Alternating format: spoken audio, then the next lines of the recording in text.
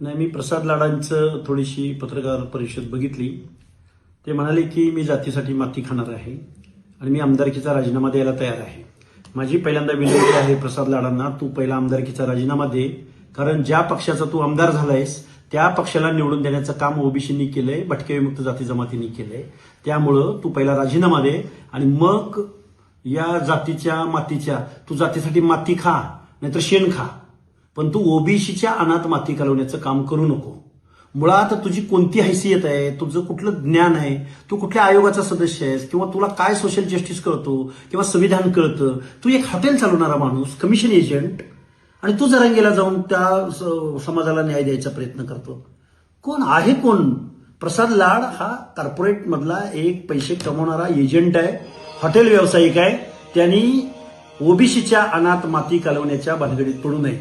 आणि आम्हाला तू कुणाला भेटला, तू कुणासाठी माती खाल्लीस, आमच्या पोटात पोटशिळ उठायचं कारण नाही. पण महाराष्ट्रातल्या अर्ध्याहून जास्त लोकसंख्येच्या अनाथ माती घालवणाऱ्या जरांगेला जर तुला भाऊ करून घ्यायचा असेल, तू भाऊ करून घे, नाही तर नवरा करून घे. आम्हाला काही फरक पडत नाही.